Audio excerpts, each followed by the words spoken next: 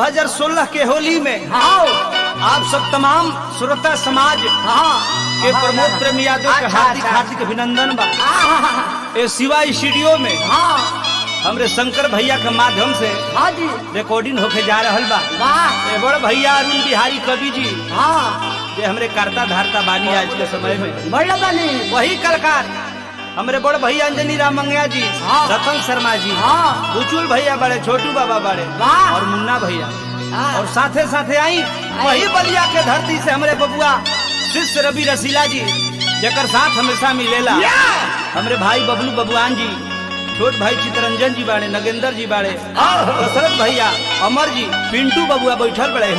ननौर से चल के हमरे बुच्ची भैया भी आइल बाड़े। यही फागुन के महीना में बबुआ मेहर के बोलौला से ससुरारी के राह ध ले बड़े। बड़ी खुशी के बात बा बाबू गोइल बड़े साथे साथे तब पूरा व्यवस्था के साथ गोइल बड़े बहुत भारी सारी से ए शंकर भैया यहाँ तक कि साली के सरहज के अपना पहिराव लेके गोइल बड़े, खाना खोराक लेके गइल बड़े, सास ससुर के मुंह में दांत नहीं खे बाकी ओहू लोग खाती छोहरा लेके गोइल औरतिया कहला से रह जाऊ का हो करे जा सब कोई के तब पहिराव ओढ़ाव लेके अइल, हमरा खाती का लेके अइल तारा खातिर होली में तू जोड़ा बैगन लेके आइल बनी हमर धनी। देखी औरतिया कैसे कहतिया कैसे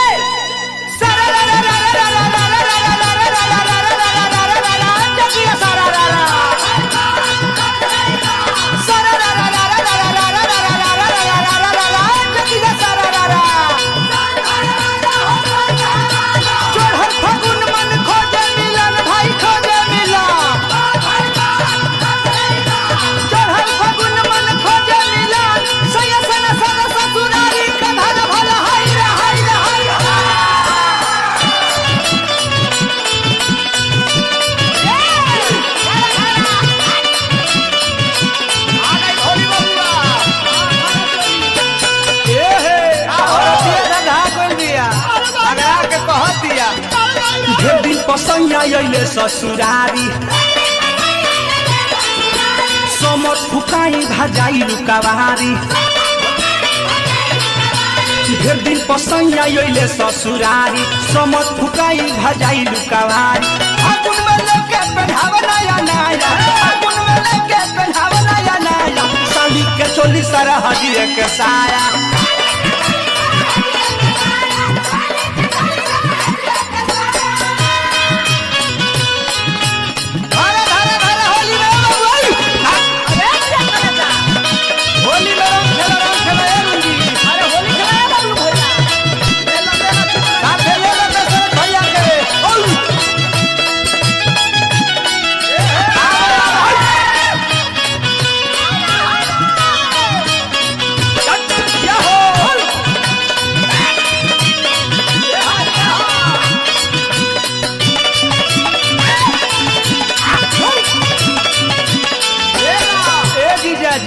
हमरा से कैसा मजाक कोई जी का करिए अगरबत्ती दिखाइए हमरा से कम पूछ ले चाहते है रउआ कि कौन साइज आता था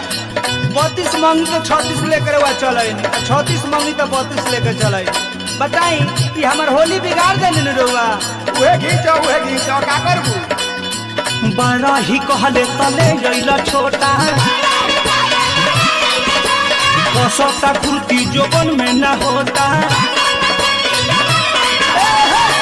ही कहले तले अइला छोटा कसता कुर्ती जोबन में ना होता, कोइले उठेरे तो नाही फेराया, कोइले उठेरे तो नाही फेराया, साली के चोली सरहज एक साया, साली के चोली सरहज एक साया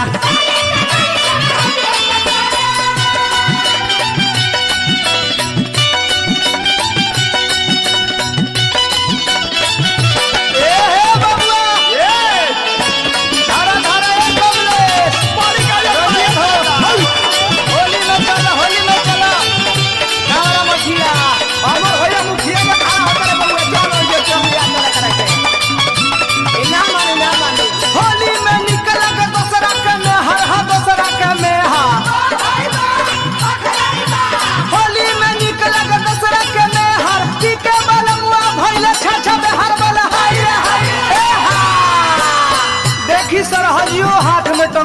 पहुंचल बाड़ी कहली के मेहमान जी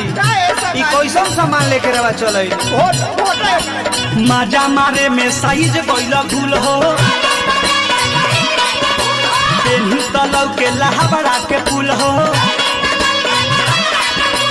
मजा मारे में साइज गइला भूल हो पेन्ही तलौ के लहबड़ा के पुल हो एले में रंग सब साड़ी लटाया एले में रंग सब साड़ी लटाया साली के चोली सरहजिए के साया साली के चोली सरहजिए के साया